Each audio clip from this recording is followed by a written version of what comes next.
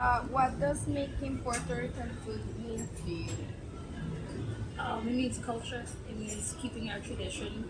It means love. It means conversation. And it means unity to me.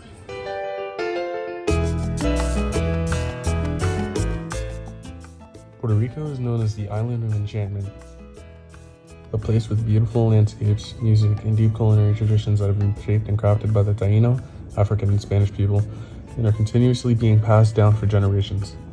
Today, these flavors continue to thrive far from the island, right here in New York City. Long before the Spanish arrived, the Taino people cultivated a culinary legacy. Staples like yuca, batata, and malanga formed the heart of their diet, influencing the textures and flavors of Puerto Rican cuisine to this day. Techniques like barbacoa, where meats were smoked over open fires, and the use of abeti for grinding inspired the cooking methods we still celebrate. Centuries of African influence brought plantains, coconuts, and spices like annatto to Puerto Rico. Beloved dishes, such as mofongo, owe their origins to African culinary traditions. With the Spanish came rice, olives, garlic, and pork, staple ingredients in arroz con pollo, arroz con gandules, and lechon. This fusion of Taino roots, African techniques, and Spanish flavors gave birth to a cuisine that is both a tapestry of the past and a living, evolving art. Today, in the heart of El Barrio, restaurants like Cocotazo preserve these culinary legacies. At the helm is Francis Roman, whose recipes echo 4 generations of family tradition. So, what kind of food? Traditional Puerto Rican food. Comida típica que se encuentra en la isla. Pernil, pollo asado, arroz con gandules, pasteles. Okay. Where did you learn to make these foods? I learned from my grandparents, so all of the recipes are traditional. Vengo de una lista larga de cocineros. Mi abuela, mi mamá, mi abuelo, so it's a family thing. What does making Puerto Rican food mean to you? It means culture. It means keeping our tradition. It means love. It means conversation. And it means unity to me. In every plate served at Cocotazo, we taste the resilience of cultural heritage and the love that binds families across time. Just a few blocks away, we head to La Fonda at 169 East 106th Street, where owner James Gonzalez carries these traditions forward in his own way. How long have you been doing it?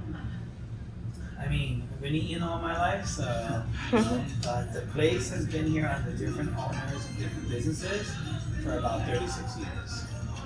So that's a lot of history for you. It has a lot. It's part of our body. So if I was to sell it or close, the people in the community would feel it. Okay. So James, what kind of foods do you make here? Puerto Rican. It's Puerto Rican cuisine. The reason I like to call it cuisine and not food is because of the amount of work that goes into making, you know, for example, I don't want to do this. The base is 7 ingredients, right? And then you add everything else, you get close to 20 before you finish one dish. What do you know about the origin of this food and how it's passed down? So the little that I know, because you never know everything. Of course. A lot of our food is what's considered a true fusion. All right. Since you mentioned arroz con gandules, I'll go back to that. But that's when you think about it, it's become the identity of Puerto Rico, as well as Dominican Republic, and I'm sure Cuba has their version of it. But ours specifically has a fusion of Spain meets Africa meets Asia. Right? You have your grains, which weren't growing in Puerto Rico. Gandules doesn't come from Puerto Rico either, nor does olives or anything else that we use.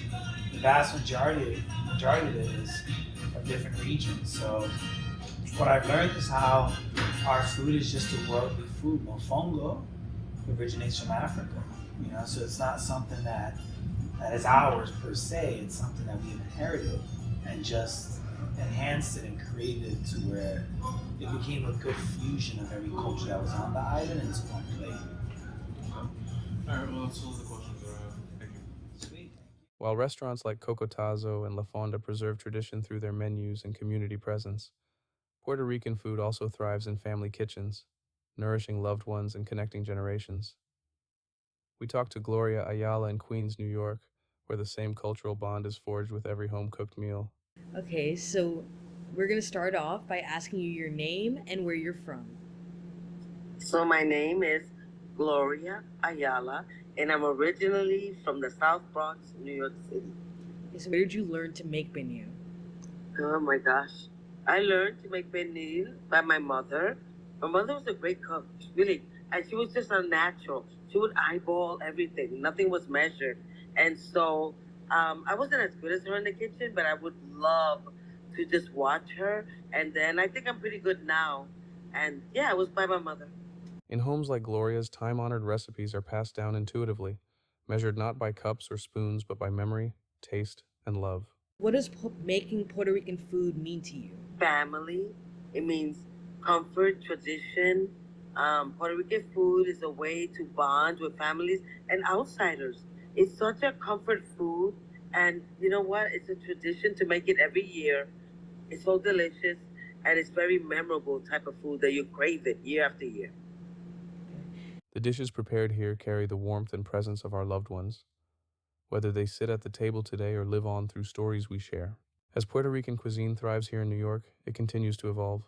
Chefs experiment with new techniques, global ingredients, and creative presentations, all while paying homage to the roots that shaped them. From Taino traditions to African culinary legacies and Spanish influences, every meal reflects centuries of exchange and adaptation.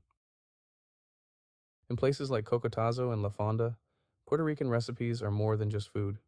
They are living history, served daily, inspiring pride, unity, and the promise that these flavors and the stories they tell will continue to be passed down for generations to come. So, what do you know about the origin of this food and how it was passed down generation after generation to arrive here? That's the importance of my restaurant being here, is to kind of keep honed into our traditions and keep on to the recipes for generations and generations. So every meal that I cook here goes as far back as 4 generations. It's literally like my great-great-grandmother's recipe or my great-grandfather. On my menu it says like Titi Judy's blonde, and it's literally just to keep the tradition and generational recipes going, holding on to that knowledge inside of that. Qué mensaje tan fuerte estás dando, y me alegra mucho de que tus raíces se vean presentes en tu comida. Así estamos aquí para hacer eso y para ser nosotros sin, unapologetically us. Yeah. So, yeah, that's it. Thank you so much. Wait, did we get her name? Lo apreciamos para nuestro film. Gracias. Gracias. Muchas gracias.